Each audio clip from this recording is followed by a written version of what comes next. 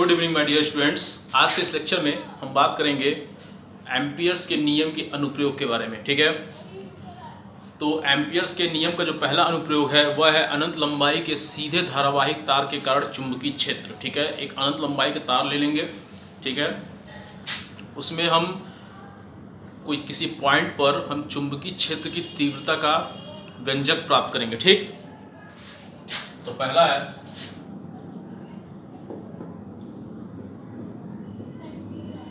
अनंत लंबाई के सीधे धारावाही। ठीक, अनंत लंबाई के सीधे धारावाही तार के, ठीक है, तार के कारण, अनंत लंबाई के सीधे धारावाही तार के कारण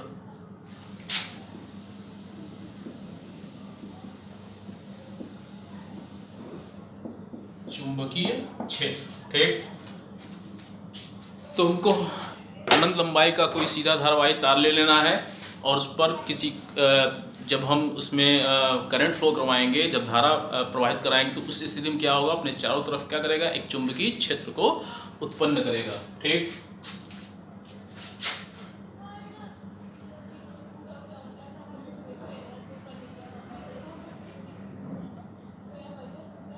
ये एक्स वाई तार है। ठीक है, जब ये एक्स वाई तार है तो इसमें जब धारा प्रवाहित होगी ऊपर से नीचे से ऊपर की ओर, ठीक है, आई धारा प्रवाहित हो रही है, कहाँ से, नीचे से ऊपर की ओर, अपने चारों तरफ क्या करेगा, अपने चारों तरफ एक मैग्नेटिक फील्ड को जनरेट करेगा। ठीक है, मान लेते हैं अपने चारों तरफ ये मैग्नेटिक फील्ड को जनरेट कर रहा है और यहाँ से हम मान लेते हैं आर दूरी पर, ठीक है, ये पॉइंट ओ ले लेते हैं, यहाँ से स्मॉल आर दूरी पर, ठीक है, यहाँ से स्मॉल आर दूरी पर कोई बिंदु पी है। ठीक है, यहाँ से स्मॉल दूरी पर ये बिंदु पी है। ठीक है, और यहाँ पे हम छोटा सा अल्पांश ले लेते हैं। ठीक, इसको हम बोल देते हैं डीएल। क्लियर? तो चुंबकीय क्षेत्र की अगर दिशा की बात की जाए, ठीक है, चुंबकीय क्षेत्र की दिशा की बात की जाए तो इस स्थिति में हमको यहाँ पर क्या खींचना पड़ेगा, एक स्पर्श बिंदु खींचना, एक स्पर्श रेखा खींचना पड़ेगा, यानी कि एक टेंजेंट ड्रॉ करना पड़ेगा। तो उस स्थिति में जो टेंजेंट ड्रॉ होगा वह कुछ इस तरह होगा। तो इस स्थिति में चुंबकीय क्षेत्र की दिशा कहाँ है, चुंबकीय क्षेत्र की जो दिशा है वह इस तरफ है। ठीक है, चूंकि यहाँ पे अल्पांश और चुंबकीय क्षेत्र एक ही दिशा में है, इसलिए ध्यान से देखिए, अल्पांश, ये अल्पांश हमने माना है डीएल और चुंबकीय क्षेत्र एक ही दिशा में है। इस स्थिति में यहाँ पर जो थीटा की जो वैल्यू मिलेगी वह मिलेगी 0। कितने मिलेगी, वह मिलेगी 0।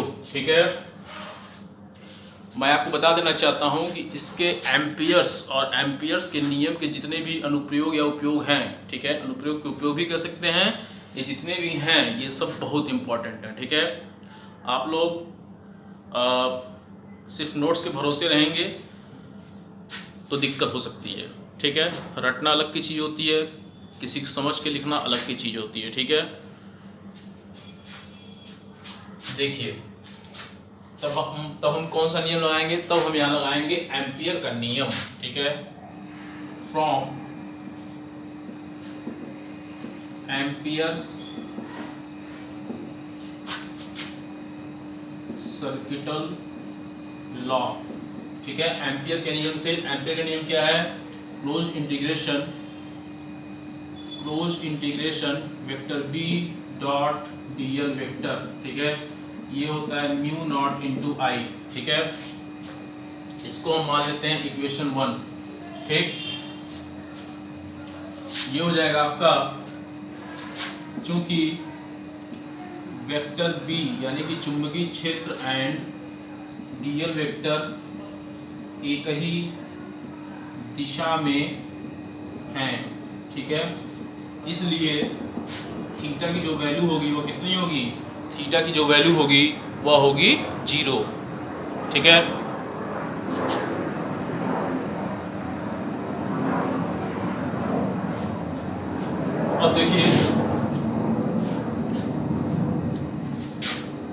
अब देखिए अब क्या करेंगे, लिखेंगे close integration vector B dot dl vector, ठीक है। डॉट को हटाएंगे, हमारे पास क्या मिलेगा, हमारे पास मिलेगा क्लोज इंटीग्रेशन बी डीएल, क्या मिलेगा, close integration B dl cos 0, और कॉस 0 की जो वैल्यू होती है वह होती है 1, ठीक है।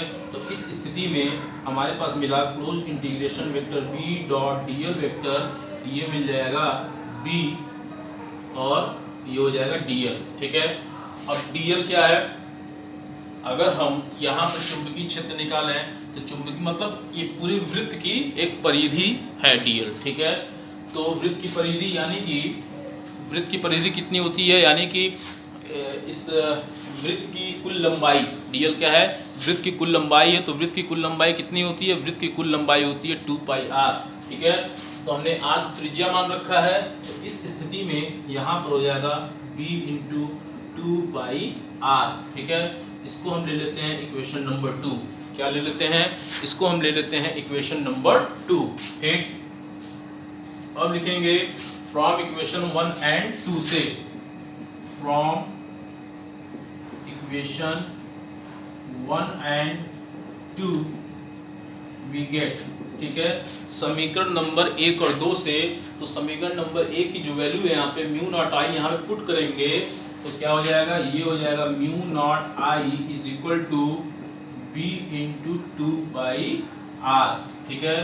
तो b इज इक्वल टू कितना हो जाएगा, b इज इक्वल टू हो जाएगा mu not I upon 2πr, ठीक है। तो सीधे धारावाहिक तार के कारण, ठीक है, जो हमें चुंबकीय क्षेत्र का मान निकालना था वो हमें क्या मिला, वह हमें मिला b is equal to mu not I upon 2πr, ठीक है। आप लोग देख लें। तो हम बात करेंगे इसके दूसरे अनुप्रयोग के बारे में, ठीक है। पहला अनुप्रयोग आप लोग समझ में आया ही होगा। अब हम बात करेंगे इसके दूसरे अनुप्रयोग के बारे में, जो कि है लंबी परिनालिका के भीतर चुंबकीय क्षेत्र।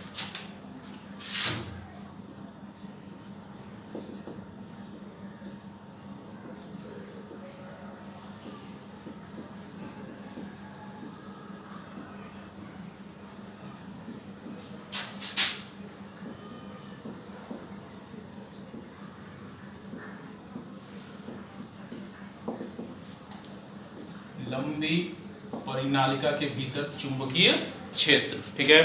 आखिर ये परिनालिका होती क्या है, इसके बारे में जानना अत्यंत आवश्यक है। क्लियर, परिनालिका,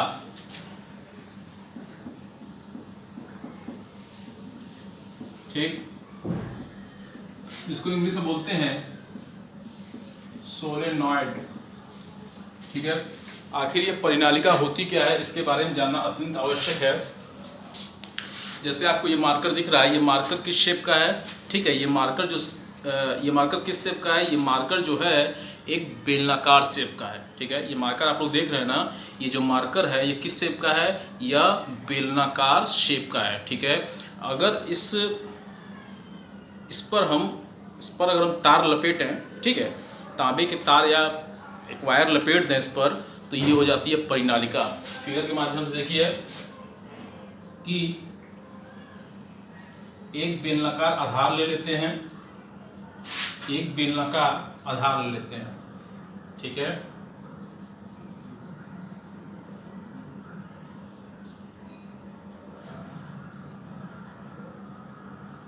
ठीक है, ये हम लोगों ने एक बेलनाकार आधार ले लिया। क्या ले लिया, ये हम लोगों ने एक बेलनाकार आधार ले लिया।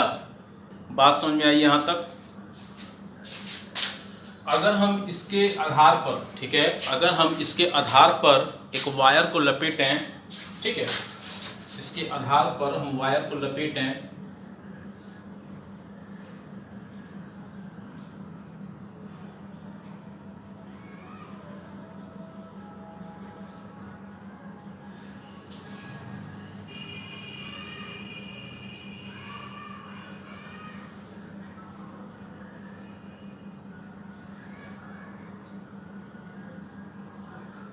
ठीक है।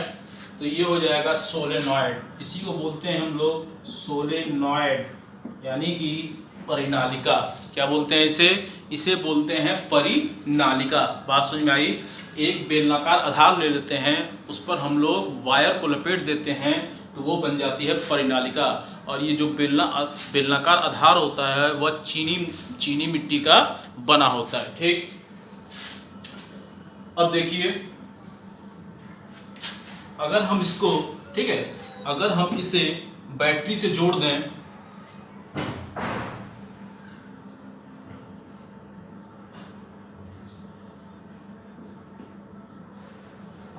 ठीक है, अगर हम इसे बैटरी से जोड़ दें, ये प्लस ये माइनस, ठीक है, तो इसमें जो धारा बहेगी वो कैसे बहेगी?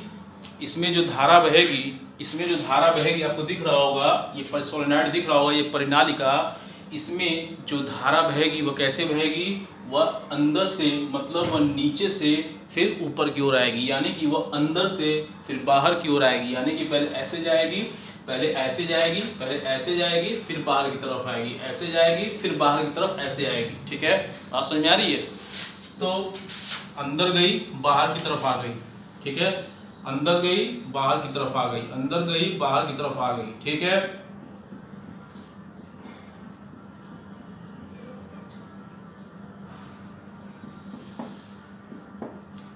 बात समझ में आई? यहाँ तक किसी को कोई दिक्कत नहीं हुई होगी। ठीक, जब इसमें करंट फ्लो होता है, बहुत ध्यान सुनिएगा, बहुत ही इंपॉर्टेंट टॉपिक है, हर साल आपको एग्जाम में आता है। जब इसमें करंट फ्लो होता है, जब इसमें धारा प्रवाहित होती है, तो उस स्थिति में ये जो परिनालिका है एक विद्युत चुंबक की भांति कार्य करने लगती है। ठीक है, यानी कि एक चुंबक की भांति कार्य करने लगती है। विद्युत चुंबक क्यों बोला भाई? इसमें तो धारा प्रवाहित हो रही है ना, जब धारा प्रवाहित होगी तो क्या होगा? चुंबक की भांति वह कार्य करने लगी। बात समझ में आई? तो यह एक विद्युत चुंबक की भांति कार्य करने लगती है। अब हमको क्या करना होता है? इस परिनालिका के भीतर, ठीक है, मतलब यहाँ पर, ठीक है, मतलब हमको यहाँ पर, ठीक है, बात समझ में आ रही है? हमको चुंबकीय क्षेत्र की तीव्रता का मान प्राप्त करना होता है, या चुंबकीय क्षेत्र का मान प्राप्त करना होता है। वो किसकी सहायता से?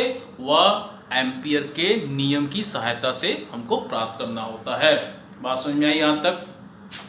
अब देखिए, हम लोग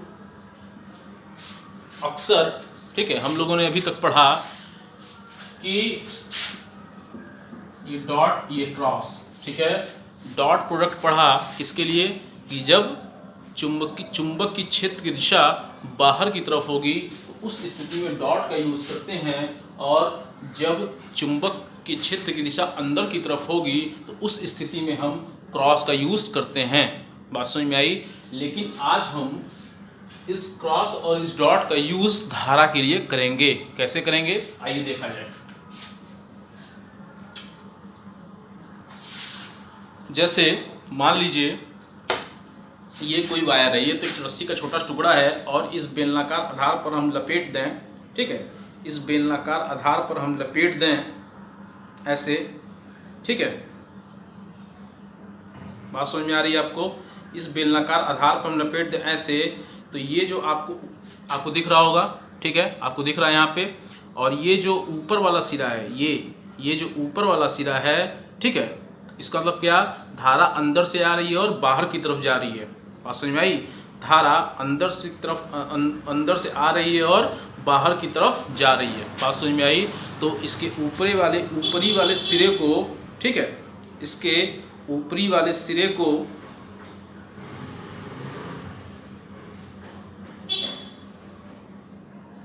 ठीक है, तो इसके ऊपरी वाले सिरे को, जो बाहर की तरफ जा रही है, तो इसके ऊपरी वाले सिरे को हम मान लेते हैं डॉट, और ये जो नीचे आपको दिख रहा है इसको हम लोग मान लेते हैं क्रॉस, क्योंकि अंदर की तरफ जा रही है तो इसको हम लोग क्रॉस मान लेंगे, और जो ऊपर की ओर दिख रहा था उसको हम लोग मान लेंगे डॉट।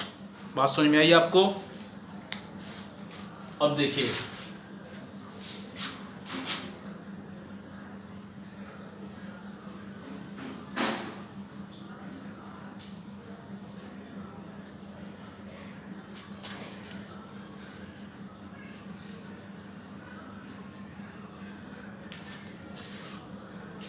तो ये अब यहाँ से फिगर्स देख लीजिए, ये धारा अंदर से जा रही है और बाहर की तरफ आ रही है, तो बाहर वाले को हम क्या मान लेंगे, बाहर वाले को हम मान लेंगे डॉट, और जो धारा अंदर की तरफ जा रही है उसको हम मान लेंगे क्रॉस। ठीक है, तो बाहर वाले को हमने ले लिया डॉट,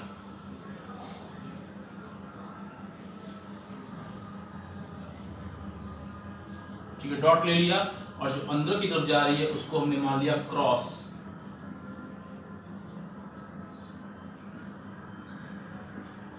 बात समझ में आई यहां तक? यहां तक किसी कोई दिक्कत नहीं हुई होगी?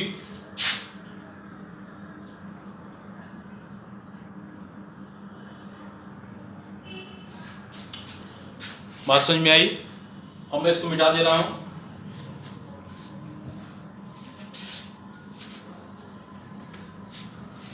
देखिए, क्योंकि धारा जो थी वह अंदर से जा रही थी और बाहर की तरफ आ रही थी। सोलेनॉइड का फिगर भी बनाया, अभी मैंने बनाया था, तो धारा थी वो अंदर से जा रही थी और बाहर की तरफ आ रही थी। ठीक है, तो अगर हमको इस स्थिति में चुंबकीय क्षेत्र की दिशा निकालनी हो तो हम कैसे निकालेंगे? हमारे पास दो नियम हैं। कौन कौन से? एक तो हम अंगूठे को धारा की दिशा में कर दें तो ये चारों उंगलियां क्या बताएंगी हमें? चुंबकीय क्षेत्र की दिशा बताएंगी। ठीक है, एक तो फ्लेमिंग का दक्षिणावर्त का नियम है कि अगर हम इसको चारों उंगलियों को अगर हम धारा की दिशा में कर दें तो ये उंगली क्या बताएगी? ये उंगली जिस तरफ रोटेट होगी वह हमें चुंबकीय क्षेत्र की दिशा बताएगी, यानी कि ये अंगूठा। ठीक है, तो अगर हम अंगूठे को धारा की दिशा में कर दें तो क्या हमको ये चारों उंगली हमको चुंबकीय क्षेत्र की दिशा बताएगी? नहीं बताएगी। ठीक है, तो अब हम क्या करेंगे, इन चारों उंगलियों को हम धारा की दिशा में कर देंगे तो ये जो अंगूठा है हमें चुंबकीय क्षेत्र की दिशा बताएगा। कैसे?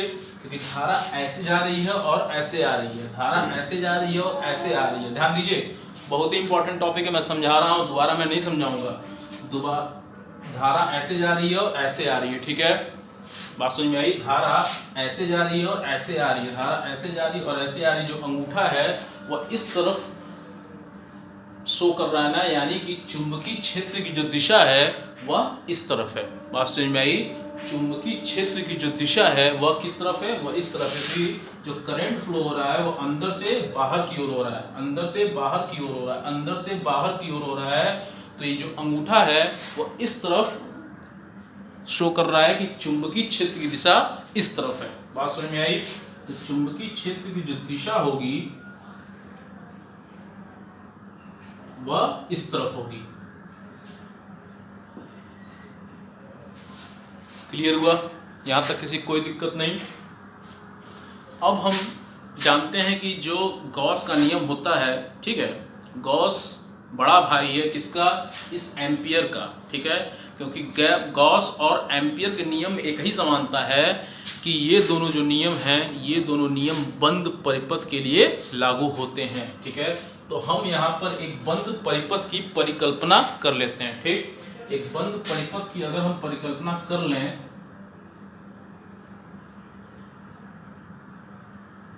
इसको हम नाम दे दें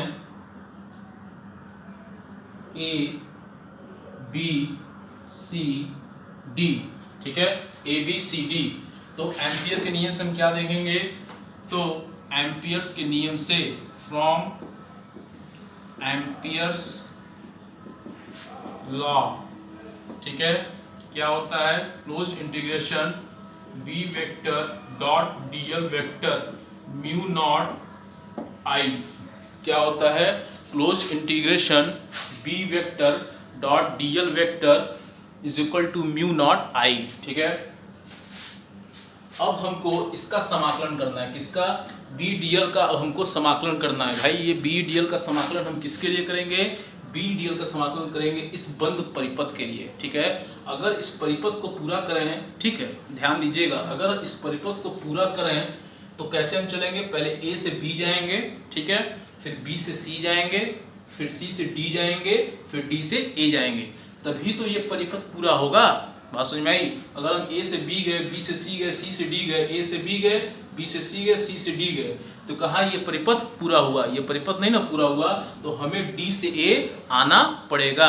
बात समझ में आई? फिर से मैं समझा दे रहा हूँ कि इस परिपथ को पूरा करने के लिए हमें पहले ए से बी जाना होगा, फिर B से C जाना होगा, फिर C से D जाना होगा, फिर D से A जाना होगा, तभी ये परिपथ पूरा होगा। अगर हम A से B जाएं, B से C जाएं, C से D जाएं, तो ये परिपथ कहाँ पूरा हो रहा है? तो इसलिए हमको इस परिपथ को पूरा करने के लिए सबसे पहले हमें A से B, B से C, C से D और उसके बाद D से A जाना होगा। ठीक है, तो इसका जो समाकलन होगा वो किसके लिए होगा?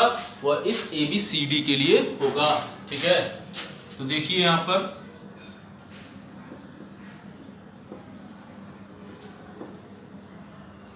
A से B vector B dl vector, ठीक है, प्लस B से C vector B dl vector, ठीक है, प्लस C से D vector B dl vector, plus D से A vector B dl vector. बात समझ में आई? अब ये dl क्या है? dl जो है, अब ये dl क्या है? dl जो है क्या है?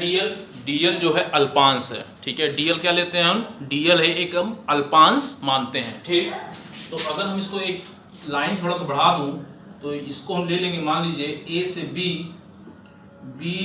dl cos थीटा, b से c b dl cos theta, plus c से d b dl cos theta, plus d से a b dl cos theta. बात समझ में आई? अब हमने cos थीटा क्यों किया? यहाँ पे देखिए, dl क्या हमने माना? dl हमने माना एक अल्पांश। ठीक है, हमने अल्पांश माना। तो इस a से b की बात करें, ठीक है, इस a से b की बात करें तो a से b में जो अल्पांश होगा वह यहाँ होगा। ठीक है, जो अल्पांश होगा वह यहाँ पे होगा dl। ठीक है, और हम देख रहे हैं कि dl जिस दिशा में है उसी दिशा में चुंबकीय क्षेत्र की भी दिशा है। dl जिस दिशा में है उसी दिशा में चुंबकीय क्षेत्र की भी दिशा है। तो इस स्थिति में यहाँ पर जो कोण बनेगा वह कितना बनेगा? वह बनेगा 0। ठीक है, तो इस स्थिति में तो यहाँ पर जो कोण बनेगा थीटा इज इक्वल टू 0। ठीक है, प्लस अब हम B से C की बात कर रहे हैं। किसकी बात कर रहे हैं? अब हम बात कर रहे हैं B से C की। तो ठीक है, यहाँ पर देखिए, यहाँ पर हमने अल्पांश ले लिया। ठीक है, हमने यहाँ पे अल्पांश ले लिया dl। ठीक, अगर हमने यहाँ पे B से C की बात कर रहे हैं, हमने वहाँ पे अल्पांश ले लिया dl, तो उस स्थिति में तो dl तो इस तरफ है और चुंबकीय क्षेत्र की दिशा इस तरफ है। ठीक है, dl इस तरफ है dl, ठीक है, और चुंबकीय क्षेत्र की दिशा इस तरफ है। तो इस स्थिति में इसके बीच जो कोण बना, dl और B के बीच में जो कोण बनेगा वो कितने डिग्री का बनेगा? वह बनेगा 90 डिग्री का। ठीक है, तो theta is equal to 90 degree. Plus C से D की बात कर रहा है, तो C से D में हमने अल्पांश ले लिया यहाँ पर। ठीक है, अल्पांश हमने यहाँ ले लिया C से D में। तो इस स्थिति में अगर देखिए, dl का जो डायरेक्शन है वह कुछ इस तरफ है और B का जो डायरेक्शन है वह कुछ इस तरफ है। दोनों क्या हैं? दोनों अपोजिट हैं। लेकिन अगर हम यहाँ पे देखें, ठीक है, अगर हम यहाँ पे देखें तो इस स्थिति में यहाँ पे कोई चुंबकीय क्षेत्र नहीं बन रहा है। जो चुंबकीय क्षेत्र बन रहा है वह अंदर की तरफ बन रहा है। बात समझ में आई? यहाँ पे अगर देखा जाए, मैं फिर से बता दे रहा हूँ कि अगर मैं यहाँ देखूँ, ठीक है, यहाँ पे देखूँ बाहर की तरफ, तो यहाँ पर चुंबकीय क्षेत्र की जो दिशा है और यानी कि जो चुंबकीय क्षेत्र है यहाँ पर बन ही नहीं रहा है। चुंबकीय क्षेत्र कहाँ बन रहा है? चुंबकीय क्षेत्र अंदर की तरफ बन रहा है। ठीक है, जब चुंबकीय क्षेत्र बाहर बन ही नहीं रहा है तो यहाँ पे B कितना हो जाएगा? यहाँ पर B हो जाएगा 0। ठीक है, तो इस स्थिति में इस थीटा का तो कोई मतलब ही नहीं हुआ। जब B ही 0 हो गया तो थीटा से क्या लेना देना है? जब चुंबकीय क्षेत्र ही 0 हो गया तो थीटा रहे ना रहे कोई फर्क तो पड़ता नहीं है। इस स्थिति में यहाँ पर क्या हो जाएगा? B is equal to 0। ठीक है, अगर हम D से A की बात करें, D से A की बात करें, ठीक है, D से A की बात करें और हमने अल्पांश यहाँ ले लिया। ठीक है, हमने अल्पांश यहाँ ले लिया dl, तो इस स्थिति में यहाँ पे देखिए ये हो गया DL और ये हो गया B। तो यहाँ पर जो कोण बन रहा है वो कितने डिग्री का बन रहा है? वह कोण बन रहा है 90 डिग्री का। ठीक है, तो theta is equal to 90 degree. बात समझ में आई यहाँ तक? अब देखिए इसको हम ले लेंगे, ये हो जाएगा आपका A से B। ठीक है, इसकी वैल्यू कितनी होगी? BDL cos theta. इसकी वैल्यू कितनी होगी? इसकी जो वैल्यू हो जाएगी वह हो जाएगी, क्योंकि cos 0 का जो मान होता है वह होता है 1 और cos 90 का जो मान होता है वह होता है 0। यानी कि ये सारे जो चीज़ें हैं, ये इतनी चीज़ें जो हैं, ये सब क्या हो गई? ये सब हो गई 0। बात समझ में आई? हमारे पास क्या बचा? हमारे पास सिर्फ यही बचा BDL। ठीक है, क्या बचा? BDL, क्योंकि cos 0 का जो मान होता है वह होता है 1। बात समझ में आई यहाँ तक? अब देखिए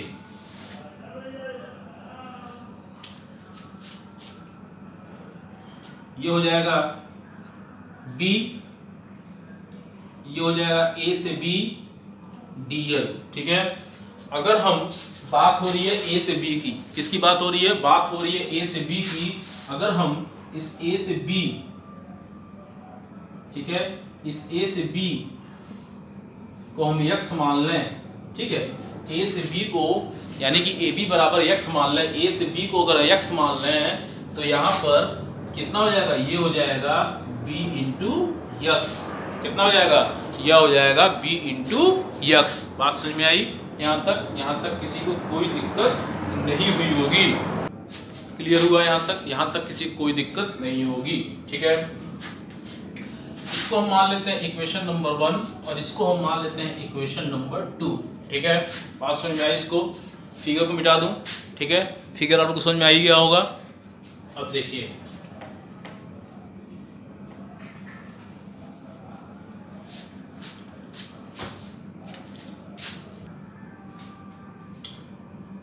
यदि प्रति एकांक लंबाई में फेरों की संख्या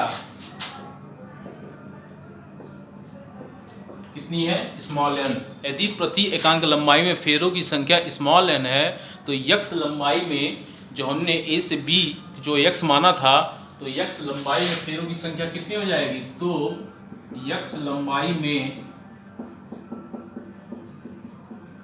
फेरों की, फेरा मतलब क्या? फेरा मतलब ये कितनी बार वो लपेटा गया है। ठीक है, तो x लंबाई में फेरों की संख्या कितनी हो जाएगी? फेरों की संख्या हो जाएगी nx। ठीक है, यहाँ तक क्लियर हुआ? एक फेरों में यदि एक फेरे में प्रवाहित धारा, ठीक है, यदि मान लीजिए ऐसे लपेटा जा रहा है, यदि एक फेरे में, ठीक है, यदि इस फेरे में, बात समझ में आई भाई? ये फेरा है। ठीक है, यदि एक फेरे में प्रवाहित धारा, ठीक है, I हो, I नॉट मान लेते हैं, I नॉट हो, तो NX फेरे में, तो NX फेरे में प्रवाहित धारा कितनी होगी? ये हो जाएगी NX I0। कितनी हो जाएगी? NX I0। क्लियर यहाँ पे? यानी कि I इज इक्वल टू कितना हो जाएगा? NX I0। इसको हम मान लेते हैं इक्वेशन नंबर 3। क्या मान लेते हैं इसको हम? Equation number 3। अब लिखेंगे using equation 2 and 3 we get, समीकरण नंबर 2 और 3 का उपयोग करने पर, क्या करने पर? समीकरण नंबर 2 और 3 का उपयोग करेंगे। कहां पर? Using equation 2 and 3 in equation 1 we get. ठीक है, समीकरण नंबर 2 और 3 का उपयोग समीकरण नंबर 1 में करने पर, ठीक है, I की वैल्यू यहां पुट करेंगे और इसकी वैल्यू यहां पुट करेंगे, तो हमें कितना मिलेगा? हमें मिलेगा यहां पर B into X is equal to mu not, ठीक है, एन एक्स आई जीरो, इस यक्स से ये एक्स कैंसिल हो जाएगा, ये बचेगा B is equal to mu not I zero या आई नॉट। ठीक है, तो ये जो हमें मिला वो क्या मिला, लंबी परिनालिका के भीतर चुंबकीय क्षेत्र का मान कितना मिला, B is equal to mu not into I not. बात समझ में आई? यहाँ तक किसी को कोई दिक्कत नहीं हुई होगी। ठीक है, तो जो लंबी परिनालिका के भीतर चुंबकीय क्षेत्र का मान मिलना चाहिए था वो हमें मिला, B is equal to mu not is equal to I not. बात समझ में आई? किसी कोई दिक्कत नहीं हुई है भाई? इस समीकरण नंबर 2 और 3 का जो उपयोग था हमने यहाँ पे किया, तो इसकी वैल्यू कितनी है, b इंटू एक्स, तो b इंटू एक्स यहाँ पुट कर दिया, और म्यू नॉट आई का है एन एक्स, तो इस यक्स से यक्स काट दिया, तो b यहाँ पे बचेगा म्यू नॉट, माफ करिएगा थोड़ी सी गलती हो गई, यहाँ बचेगा b is equal to mu not N into I not, ये बचेगा क्योंकि यक्स से यक्स कट जाएगा तो एन तो बचेगा ना, तो b is equal to mu not into N I not. ठीक है, ये तो था आपका लंबी परिनालिका के भीतर चुंबकीय क्षेत्र। ठीक है।